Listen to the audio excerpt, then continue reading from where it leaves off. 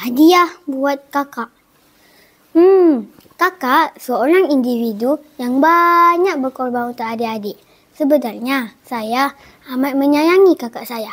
Dan salah satu cara untuk saya menzahirkan penghargaan terhadapnya ialah dengan memberi hadiah.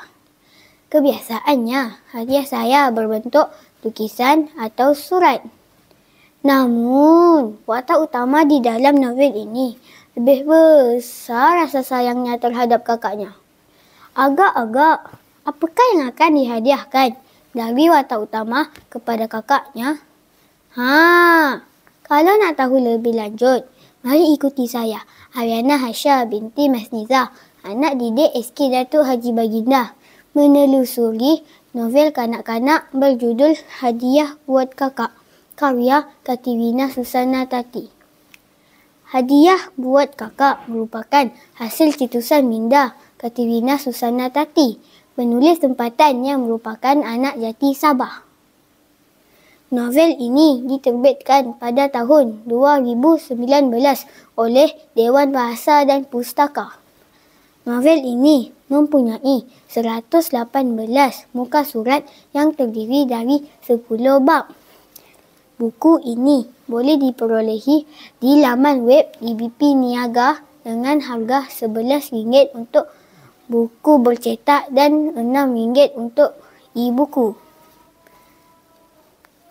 Novel ini mengetengahkan tema kegigihan seorang individu untuk mendapatkan apa yang diingini.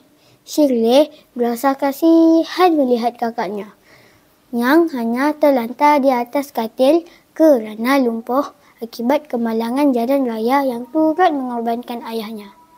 Maka dia berhasrat untuk menghadiahkan kakaknya sebuah kerusi roda agar memudahkan pergerakan kakaknya untuk menjenguk dunia luar. Oleh itu, dia berusaha sehabis baik agar impiannya dapat direalisasikan. Ketabahan watak ibu juga tidak boleh dinafikan. Dia tetap bersabar dan bertegas menjaga anaknya Susi walaupun keletihan selepas berniaga kuih di cuaca yang panas dan menghadapi tuhmahan mulut orang luar. Dia tetap bersabar dan bertegas untuk tidak menghantar Susi ke pusat jagaan kanak-kanak kerana dia amat menyayangi dan dia enggan lepas tangan dengan tanggungjawab.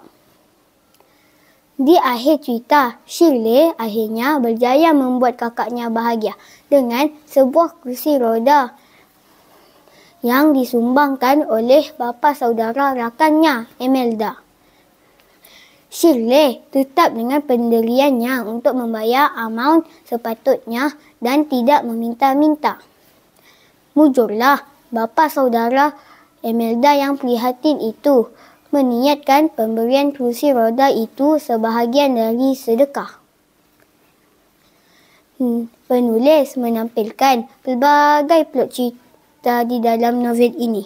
Contohnya, Shirley yang kerap memonolog dengan dirinya sendiri, menceritakan tentang kepayahan hidupnya. Begitu juga dengan watak ibu yang selalu berdialog dengan pegawai perubatan doktor, mencari kaedah yang sesuai untuk merawat anaknya Susi. Bekerja keras, tidak mudah putus asa, berusaha merupakan sifat protagonis di dalam novel ini, iaitu Shirley.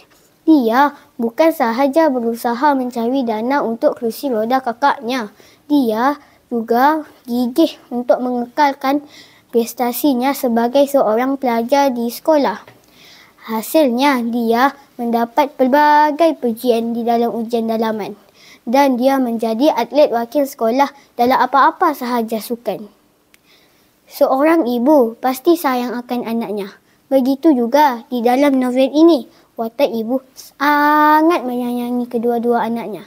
Pada masa yang sama, dia menggalas tanggungjawab yang cukup besar sebagai seorang ibu tunggal.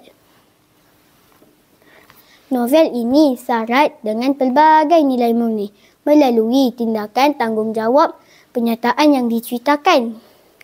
Nilai murni yang jelas ditekankan ialah prihatin, tanggungjawab dan kasih sayang. Daripada karya ini, dapat saya simpulkan bahawa betapa pentingnya untuk kita memberi sokongan kepada orang sakit atau orang kurang upaya untuk sihat, supaya tidak menimbulkan fenomena psikologi iaitu sindrom penyama. Sindrom penyama membawa ketidakselesaan dan menimbulkan tekanan kepada pesakit.